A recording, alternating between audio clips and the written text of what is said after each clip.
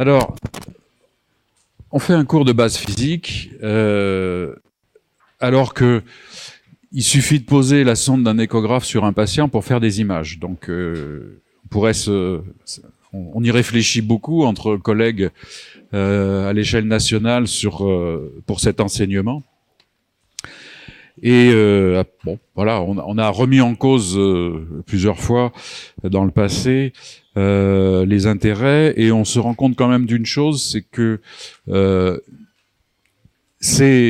nos machines ne sont pas si simples que ça, même si les constructeurs nous simplifient la vie, dans le sens où il y a de moins en moins de réglages apparents. Néanmoins, les technologies ultrasonores qui sont entre la sonde et vos yeux sont extrêmement sophistiquées, et pour bien utiliser un échographe, il faut savoir comment ça marche. C'est comme si vous vouliez être pilote d'avion en demandant qu'on vous explique le manche à balai et sans rien connaître de la mécanique du vol. C'est juste pas possible. Alors, évidemment, il y aura pas beaucoup d'équations, parce que c'est pas notre boulot non plus. Ce que je veux, c'est ne pas vous faire les calculs des ultrasons, si ce n'est des ordres de grandeur. D'avoir conscience des ordres de grandeur, ça c'est quand même important. La médecine, c'est aussi une médecine scientifique au XXIe siècle. Donc, ce que je veux, c'est donner une intuition des phénomènes fondamentaux, c'est-à-dire que les concepts de ce qu'est une onde acoustique soient présents dans votre tête. Alors, j'utilise beaucoup d'images, du coup, je fais un cours assez, avec pas mal de paraboles, si on peut dire. Il faut des définitions. Parfois, ce qui m'attriste, c'est quand je vois des internes qui ont déjà passé plusieurs mois dans le service et qui continuent à employer un mot à la place d'un autre. Bon, vous savez bien qu'en médecine, ce genre de confusion est toujours détestable et conduit à des erreurs, peut conduire à des erreurs. Donc voilà, on est des adeptes de la précision. Ensuite, quand on utilise un échographe, il faut qu'il soit bien réglé, sinon on rate une partie du diagnostic.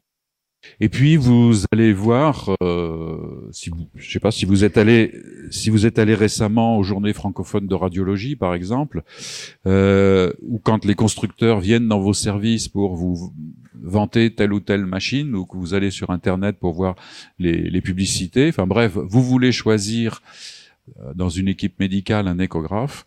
Eh bien, il faut pouvoir discuter avec les constructeurs, sinon on est juste victime du marketing. On est des professionnels, on n'est pas juste des consommateurs. Donc, mon plan, donc je vais y aller. Il y a tout un tas de choses à mettre en place pour que les cours de mes collègues, programme, puissent se faire. Donc voilà, moi je pose quelques fondations. Donc c'est un peu frustrant parce que j'aimerais raconter ce qu'il y a derrière, mais bon. Donc que sont les ondes acoustiques? Quels sont les paramètres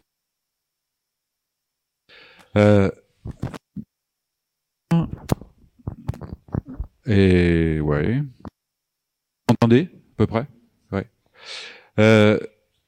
Ensuite, je vais m'attacher à les ultrasons, c'est vrai, envoyer des ultrasons dans un patient, c'est bien. Et comment se fait-il que ça fait des échos et que ça me fait des images? Et donc, on va parler des interfaces et de la nature physique des éléments qui créent ces interfaces. On va parler de l'atténuation. On va définir ce que c'est que l'échelle des décibels. Vous l'avez peut-être vu à d'autres moments.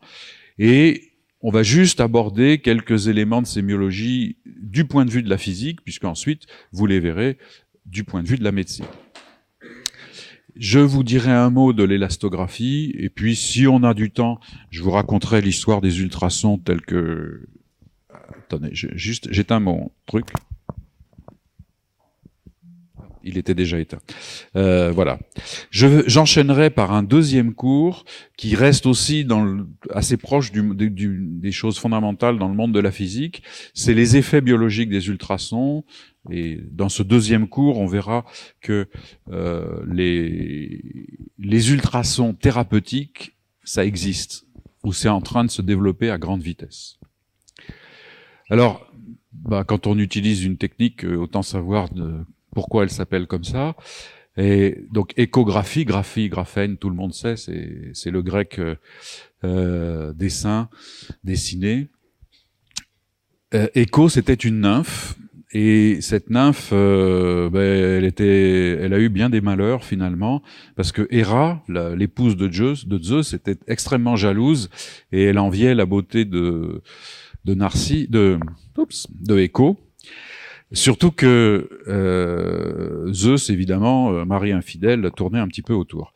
Donc, elle l'a condamnée à une espèce de malédiction qui était qu'elle devait répéter, elle pouvait pas avoir la libre parole, elle répétait les derniers mots qu'elle entendait. Ce que les neurologues appellent une écholalie. Vous vous souvenez de ça? Et puis, donc, c'était pas facile pour elle, du coup, de trouver un amant. Et puis, elle est tombée amoureuse de Narcisse, ce qui, on sait bien, c'est être amoureux d'un ou d'une Narcisse, c'est pas du tout une bonne idée. Et les nymphes, quand elles étaient malheureuses en amour, elles dépérissaient, ce qui fait que Écho s'est complètement effacé. Les autres nymphes se sont vengées de Narcisse, vous savez comment. Et donc voilà, maintenant on rentre dans la physique et les ondes acoustiques. Descendez un peu, vous allez trouver une place. Il y a des places ici, là. Alors, qu'est-ce qu'une onde acoustique? Qu'est-ce que ça n'est pas? Une onde acoustique, c'est un déplacement de matière. Donc, l'onde acoustique la plus simple, c'est celle que vous vivez en ce moment. Vous entendez un son qui provient des haut-parleurs. Et qu'est-ce que c'est que ce son? Ce sont les molécules d'air qui oscillent. Elles font des tout petits mouvements, mais ces petits mouvements sont accompagnés de petits changements de pression, et ces changements de pression, en agissant sur vos tympans, créent un signal, créent un mouvement, et puis voilà, vous connaissez la physiologie de l'audition, et ça se transforme en perception neuronale. Donc, en tout cas, les ondes sont bel et bien un mouvement de la matière, mais c'est pas un courant d'air, hein. Dans cet amphi qui est assez grand, il y a des courants d'air qui circulent, mais c'est des courants d'air, c'est pas une onde. Une onde, c'est quelque chose qui vibre, c'est-à-dire qui fait un aller-retour. Donc c'est quelque chose, donc on est au milieu d'un milieu matériel, on est à moyenne nulle, et qu'est-ce qu'il faut pour que une onde se propage dans un milieu? Eh bien, le fait que vous voyez bien que le fait que l'onde, que les molécules bougent, elles mettent en jeu une certaine élasticité. Le milieu va se comprimer à un moment donné, et puis ensuite il va reprendre sa forme. Et qu'est-ce qui fait que ça va pas aussi vite qu'on peut l'imaginer? Eh bien, c'est simplement que le milieu, il a une certaine inertie. Donc ça, c'est caractérisé par la masse volumique. D'accord. Donc on est dans des systèmes, en gros, masse-ressort.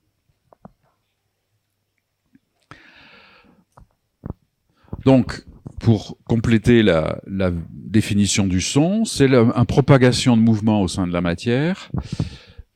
Sachez que les ondes acoustiques, elles existent sur des échelles de temps et d'amplitude qui sont extrêmement différentes. Vous avez du côté du hertz ou de la fraction de hertz, c'est-à-dire que il faut vous avez les tremblements de terre. Les tremblements de terre, c'est une onde qui se balade à l'intérieur de la croûte terrestre. Elle est déclenchée par un mouvement brutal. L'émission d'un tremblement de terre se fait parce que il y a deux couches géologiques qui glissent l'une sur l'autre. Donc c'est comme si je tape fort sur le micro. Et ensuite, l'énorme masse de géologie qui s'est déplacée, elle va entraîner les voisines, et l'élasticité de ces couches à très grande échelle va faire que je vais avoir une onde qui va se balader, et elle se promène sur des milliers de kilomètres, elle peut même faire le tour de la Terre. Les amplitudes, comme pour les forts tremblements de terre, sont de plusieurs centimètres. Les gens décrivent que voilà, les immeubles se mettent à bouger. Enfin, vous avez tous vu des images de ça. Les sons audibles, ceux dont je parlais tout à l'heure, on est entre 20 Hz et 20 kHz, et l'amplitude, les molécules d'air qui bougent, quand vous entendez le son de ma voix, c'est quelques nanomètres, c'est-à-dire quelques dizaines de rayons atomiques. Et les ultrasons, on va être, j'allais dire, bon, pour les ultrasons médicaux, on est entre 2 et 20 MHz. Les amplitudes sont en angstrom, voire en fraction d'angstrom. C'est-à-dire que les amplitudes sont absolument minuscules. Ouh là là. Je pense que en se tassant un petit peu, vous allez trouver de la place là devant. Au centre aussi, il y a un petit peu de place. Vous allez faites de la place à ceux qui ont eu une panne de métro. Merci.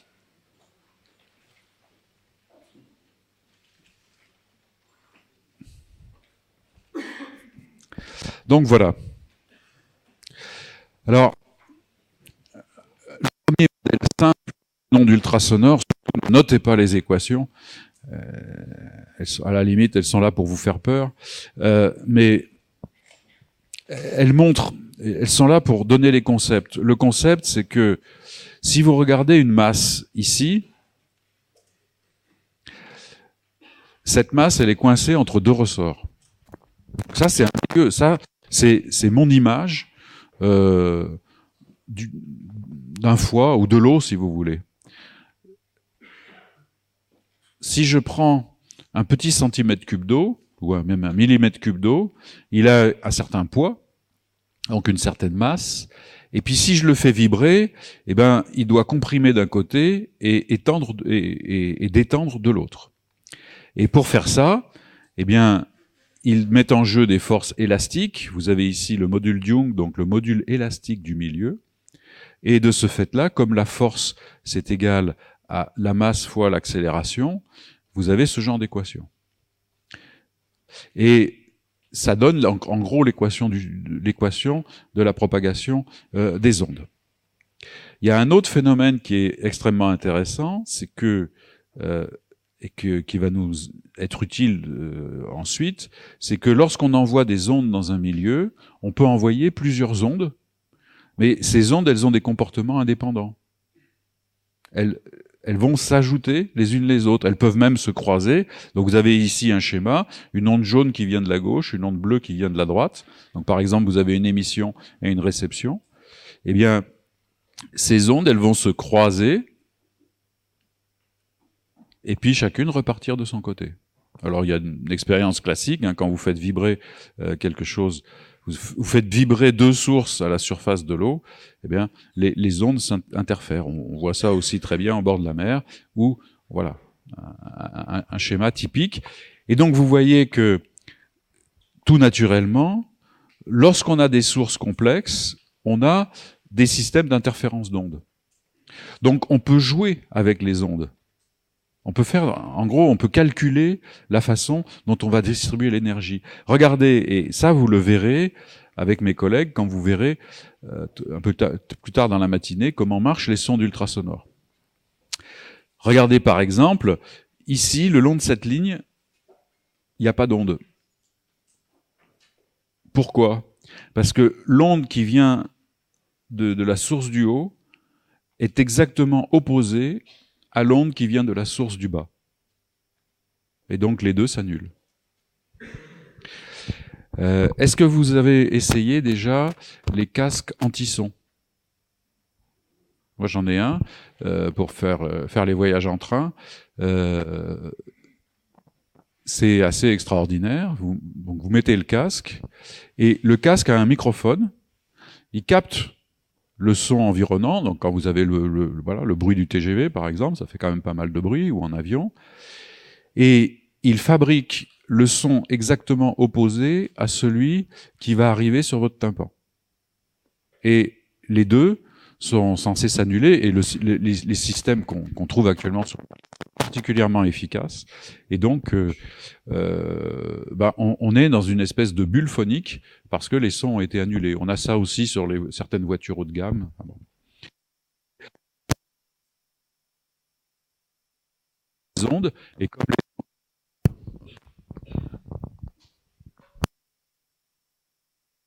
comme les ondes sont positives et négatives, l'addition peut être une soustraction, en fait. Le grand résultat que je vous demande d'admettre, c'est que la célérité au carré, c'est la raideur élastique divisée par la masse volumique. C'est-à-dire que si vous avez un milieu, vous pouvez descendre, il reste deux places en bas.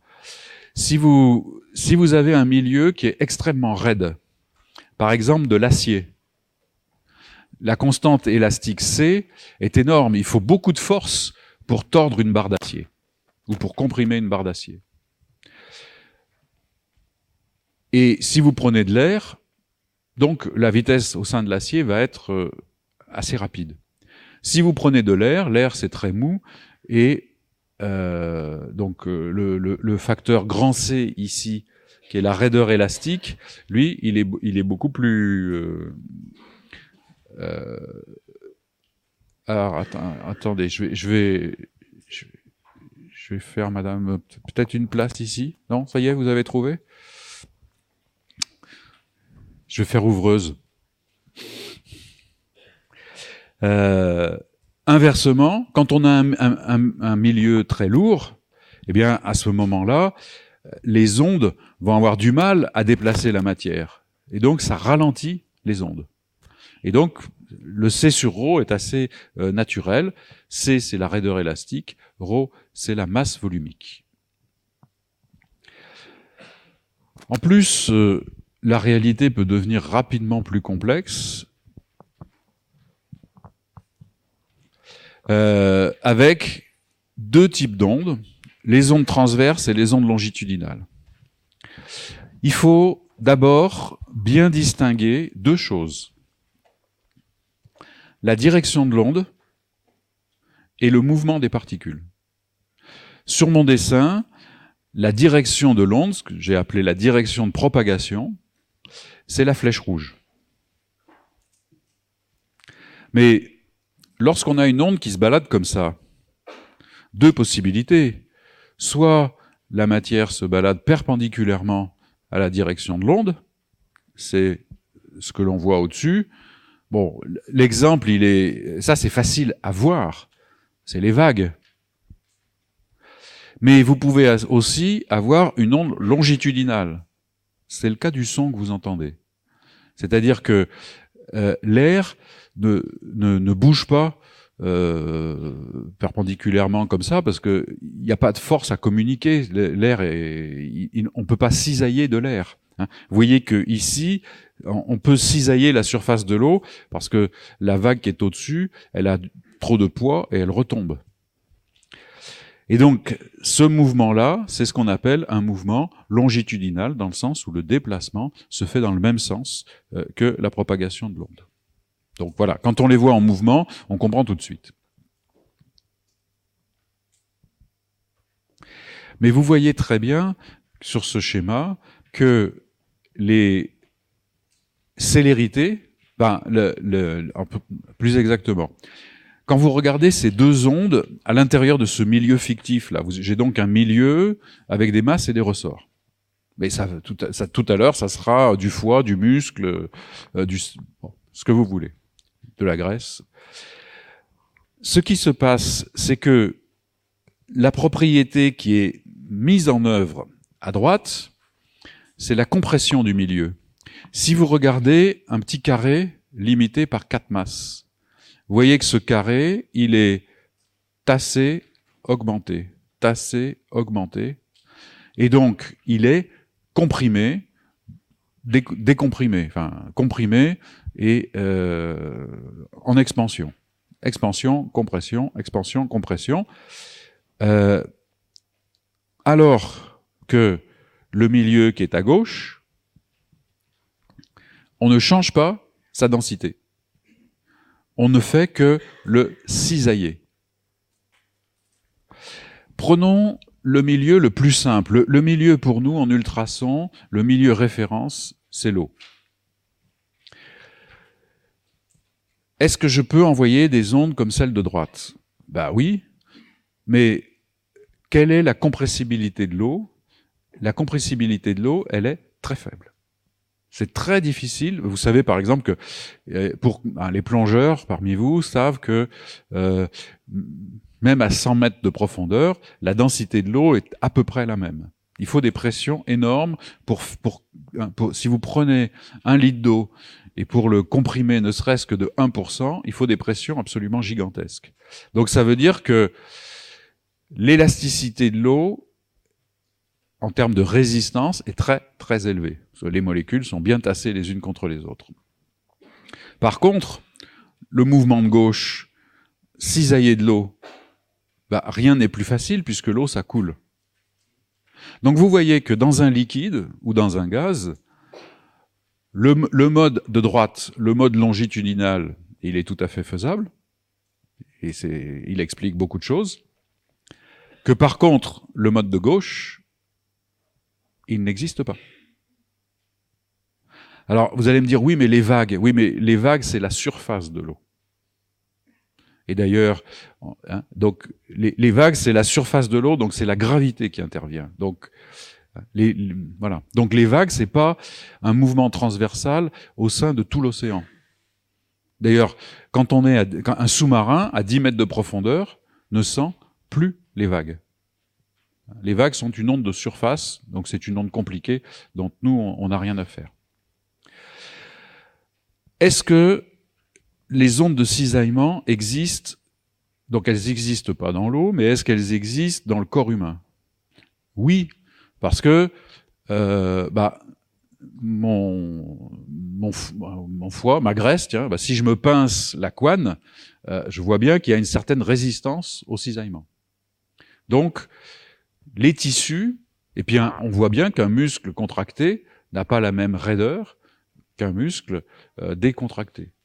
Donc, on y reviendra tout à l'heure à propos de l'élasto. Mais pour l'instant, on va travailler uniquement avec les ondes longitudinales, comme on le fait depuis 50 ans. Les paramètres des ondes acoustiques. Donc, je vous le redis encore une fois, C carré, la célérité, c'est la raideur sur l'inertie. Alors, vous pourriez me poser la question, pourquoi j'emploie le mot de célérité? Ça fait un peu précieux. C'est par analogie avec la célérité de la lumière.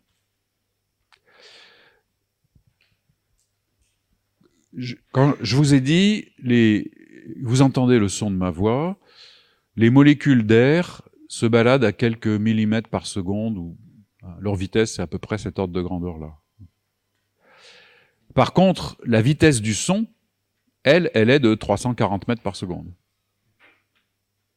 Donc vous voyez que la vitesse, l'onde est un phénomène global qui a une certaine célérité, alors que les molécules sont un phénomène local qui a elles ont une certaine vitesse, mais c'est une vitesse individuelle. Donc, pour éviter les confusions, j'emploie le mot célérité pour le phénomène global qu'est l'onde et vitesse pour l'échelle locale qu'est la molécule.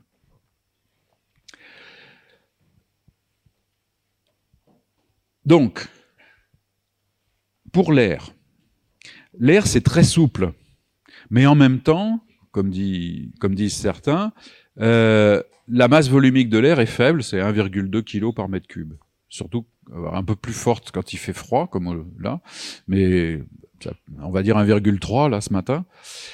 Ce qui fait que quand on fait le résultat, la célérité d'une onde sonore, c'est 340 mètres secondes. Bon, tout le monde connaît ça. C'est ce qui vous explique l'écart de temps entre la lueur de l'éclair et le son du tonnerre. 340 mètres secondes par rapport aux 300 000 km secondes de la lumière. Et en kilomètres heure, ça fait 1250 km/h, c'est ce que les gens appellent le mur du son. Là, je vais avoir du mal à faire des placements. Peut-être si vous vous serrez un peu au premier rang, j'ai une place. Ici, peut-être, oui, au premier rang, si vous pouvez vous tasser, ça fera encore 2 places. Après, on va déclarer complet.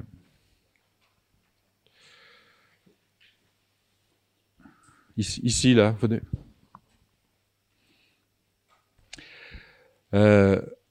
Par contre, je vous ai dit, l'eau est très très peu compressible, ce qui fait que le coefficient élastique est énorme. Mais il faut le diviser par la masse volumique, qui vaut 1000 kg par mètre cube. Ce qui fait qu'au total, la célérité du son dans l'eau, c'est 1500 mètres par seconde. Si vous multipliez ça par... Donc ça fait en gros 1,5 km par seconde, vous multipliez par 3600, ça vous fait 5400 km/h. Donc si vous voulez le visualiser, vous allez à Brest et vous jetez un gros caillou dans le port.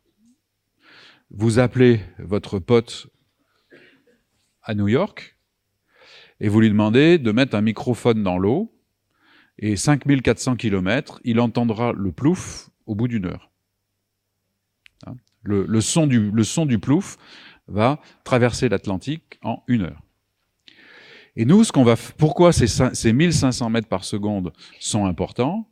Parce que les tissus humains, les tissus mous, c'est mécaniquement, je respecte beaucoup les biochimistes, attention, mais mécaniquement, un muscle, un foie, etc., c'est comme de la soupe.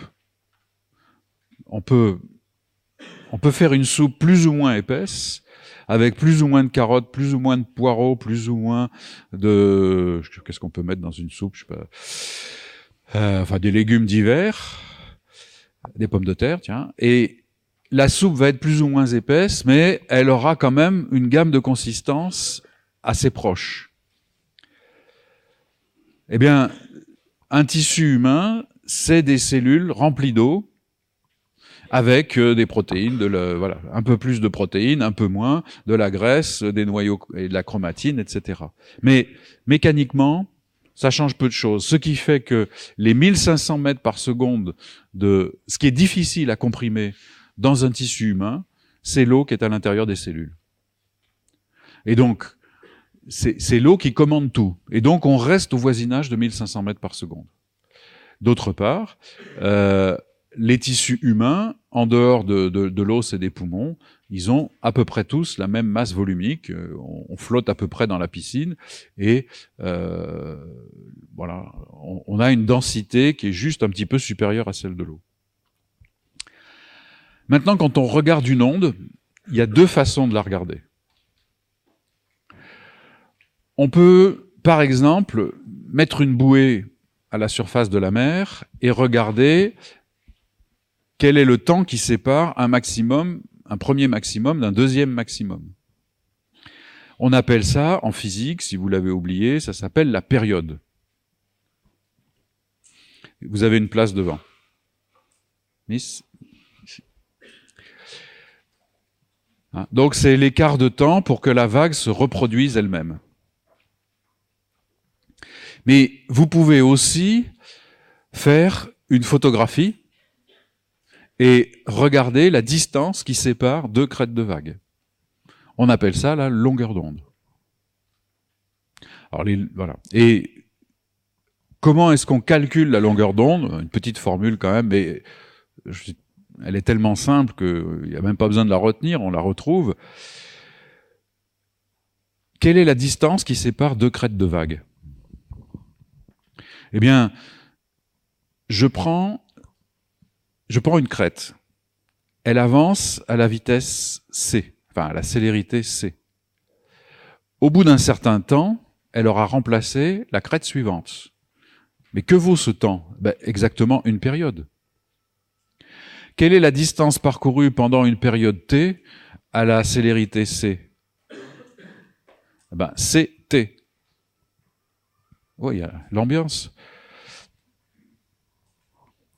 Donc, vous avez lambda égale ct, Et la période, c'est l'inverse de la fréquence.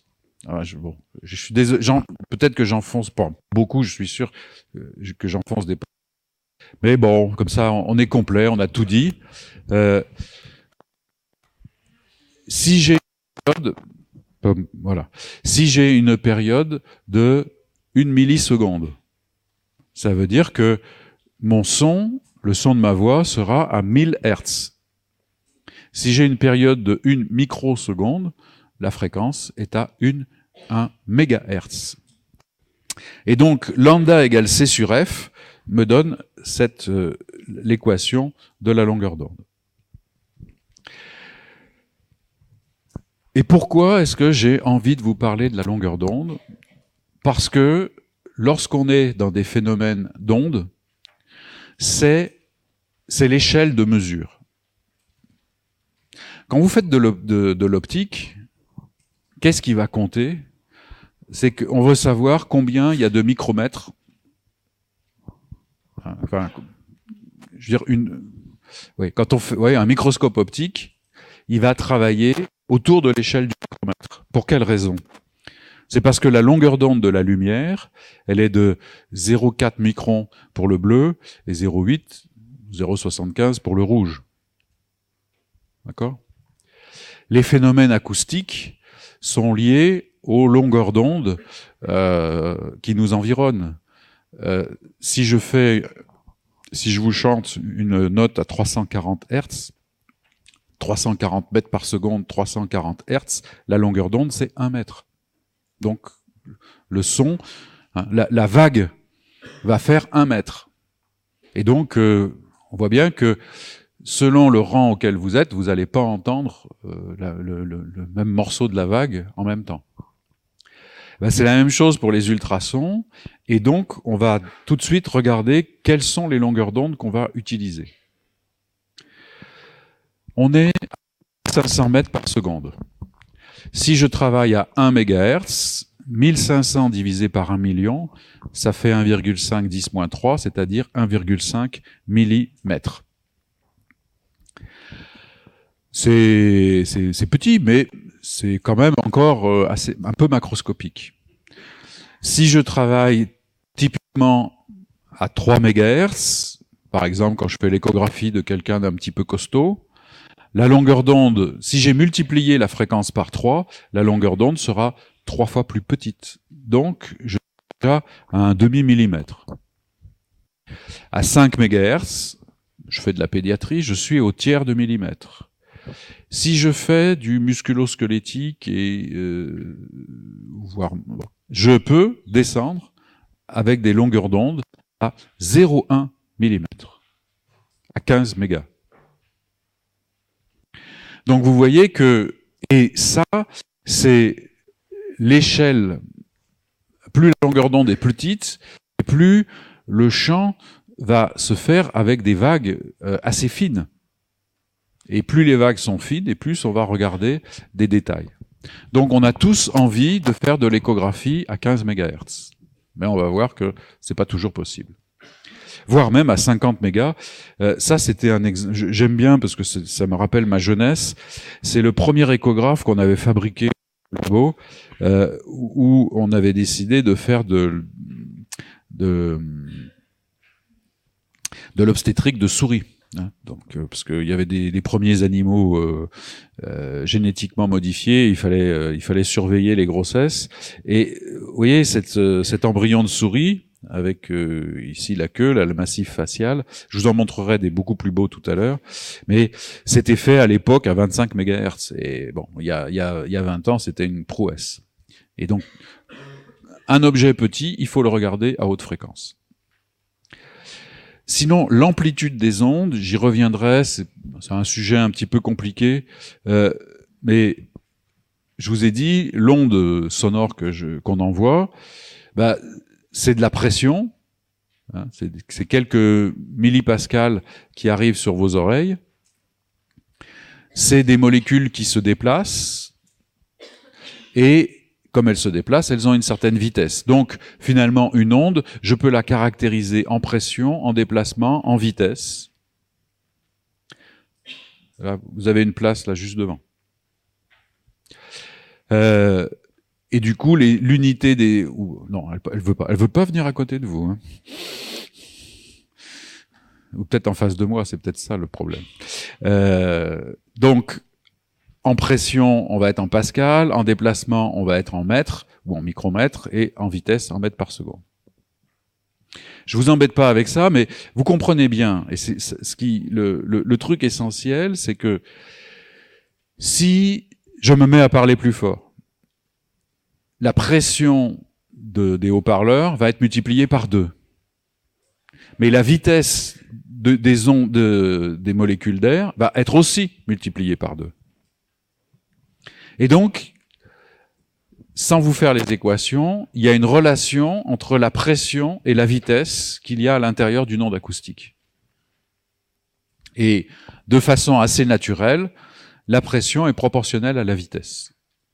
C'est pour ça que j'ai pris cet exemple. Si je multiplie la pression par 2, la vitesse est multipliée par 2. Et on a calculé, dans la théorie de l'acoustique, le coefficient de proportionnalité. Et ce coefficient de proportionnalité, je suis là pour vous en parler. Il s'appelle l'impédance acoustique. Et vous allez voir tout de suite que c'est pas juste pour le plaisir de faire de la physique, c'est pour comprendre comment marche l'échographie. L'échographie, ça consiste à regarder l'impédance acoustique de votre patient. Que vaut cette impédance acoustique? Cette impédance acoustique, elle vaut Z égale ρc. Donc, c'est le produit de la masse volumique par la célérité de l'onde. De quoi dépend cette impédance acoustique? Cette impédance acoustique ne dépend que du matériau. Un matériau, il a une certaine masse volumique, et peu importe l'onde dedans, l'eau, ça pèse 1000 kg par mètre cube. Point barre. La célérité de l'eau, la célérité du son, c'est 1500 mètres par seconde. Cela ne dépend que de son élasticité et de la masse volumique. Donc, l'impédance acoustique de l'eau, elle est toujours la même. Que l'on travaille à 1 MHz, à 2 MHz, à 50 MHz, c'est la même. Donc, la masse volumique, la célérité et l'impédance acoustique sont des propriétés matérielles. Et l'échographie, c'est un outil pour aller explorer, cartographier ces propriétés matérielles.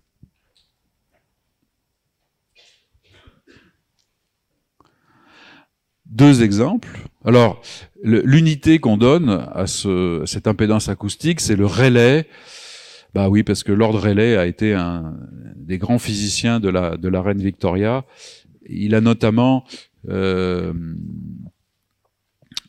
fait la théorie du son pour expliquer, on y reviendra tout à l'heure sur les effets biologiques, pourquoi les hélices des croiseurs de Sa Royale Majesté avaient des soucis quand on augmentait la puissance. Et il a découvert ce qu'était la cavitation. Mais il a écrit un livre qui a été la Bible, qui s'appelle Theory of Sound. Donc l'unité, c'est le Rayleigh. Si on prend l'air, 1,2 kg par mètre cube, 344 mètres par seconde, ça fait 412 Rayleigh. Si on prend l'eau, 1000 kg par mètre cube, 1500 mètres par seconde, 1,5 méga Rayleigh. Donc vous voyez, c'est beaucoup, beaucoup plus. Bon. Et alors? Bah mince. Ah!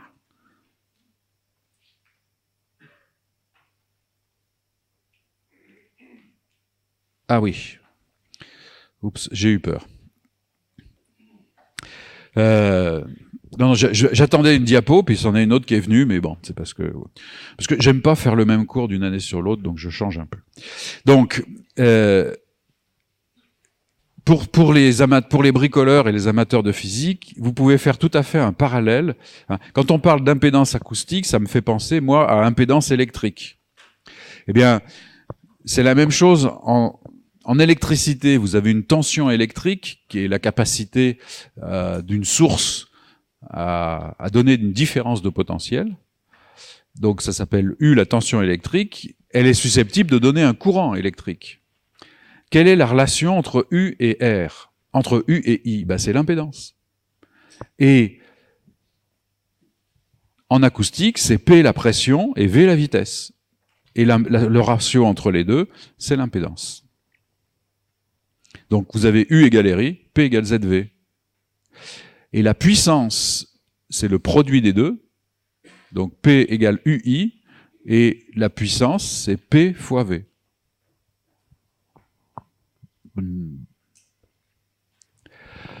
Quelle est la puissance, comment est-ce qu'on va savoir si une onde elle est forte ou pas forte? Eh bien, on va regarder la façon dont elle transporte de l'énergie. De la même manière, quand on est sur la... Tiens, on va évoquer un truc sympa, parce que là, j'en ai besoin aujourd'hui. On est... Voilà, un petit effort d'imagination. On est sur la plage, l'été, ou en tout cas dans un endroit où il fait bon, où il y a du soleil. Et qu'est-ce on est sur la plage? On reçoit de la lumière solaire. Quelle est la quantité de lumière solaire que notre peau va recevoir et nous réchauffer? En plein soleil, avec un soleil assez vertical, on reçoit 1 kW par mètre carré. D'accord? C'est donc sur 1 mètre carré de peau, à peu près, voilà, un côté du corps humain, on va dire, pour faire simple, on peut recevoir 1 kW. C'est une source importante d'énergie. Heureusement, on l'absorbe pas complètement. Donc, de la même manière, une onde ultrasonore, elle envoie de l'énergie. Et le son de ma voix, des haut-parleurs, envoie de l'énergie. Sinon, s'il n'y avait pas d'énergie, on pourrait rien en faire. Il n'y a pas de phénomène physique sans échange d'énergie. Comment se calcule cette énergie? Je vous demande pas de retenir la formule, mais c'est la puissance au carré, la pression au carré divisée par 2Z. Et si vous changez, si vous faites que P égale ZV, alors le P carré devient Z2V2, il y a un Z qui se tue avec l'autre, et il reste un demi de ZV2. Et c'est la puissance de votre faisceau ultrasonore. On va en reparler pour les effets biologiques. Un faisceau ultrasonore, les ordres de grandeur, c'est par exemple une intensité de 100 milliwatts par centimètre carré, c'est-à-dire, c'est ce qu'on utilise typiquement, 1 kilowatt par mètre carré, avec donc ρ0 1000 kg par mètre cube, la célérité 1540. Oui, dans les tissus humains, on est plutôt à 1540 qu'à 1500 tout pile. Mais bon, je dirais en premier ordre de grandeur, ça change rien. J'ai fait les calculs pour vous. À l'émission, le changement de pression va être de la moitié d'une atmosphère. Donc vous voyez, c'est en termes de pression, l'impulsion ultrasonore, elle n'est pas du tout négligeable. C'est-à-dire que les tissus de votre patient, ils vont passer brutalement, puis 1,5. La vitesse de la surface de votre sonde et la vitesse de la peau de votre patient sera de 3,7 cm/s. Donc vous voyez, 3,7, oups, ça bouge. Mais néanmoins, l'amplitude n'est que de 10 angstroms, c'est-à-dire que ça va bouger de 10 rayons atomiques. Donc c'est très très peu. Pourquoi est-ce qu'on atteint des tels chiffres de pression et des telles vitesses? Eh bien, pour une raison très simple, c'est que l'impulsion dure très très peu de temps. Elle dure qu'une fraction de microseconde. Donc ça pousse très fort, ça va très vite, mais ça n'a pas le temps de faire beaucoup de chemin. Et les accélérations sont extrêmement importantes, puisque là j'ai calculé l'accélération, elle vaut 10 puissance 6 mètres secondes moins 2, c'est-à-dire que c'est en gros 100 000 fois l'accélération terrestre. Donc vous voyez, les ultrasons, c'est pas rien sur le plan des grandeurs usuelles. Simplement, ce sont des phénomènes ultra rapides. C'est pour ça qu'on les appelle des ultrasons. Je vais vous montrer maintenant, quand j'avais organisé un congrès en 2006 qui s'appelait le CFA 06. Alors on avait fait une affiche, calculée.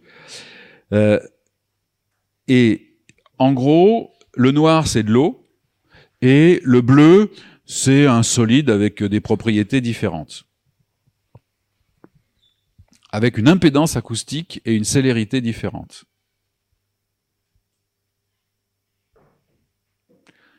Et donc vous voyez que le fait que l'onde rencontre un milieu différent, eh bien, ça disperse l'onde. Donc vous avez à la fois des phénomènes de transmission, de réflexion, de diffraction.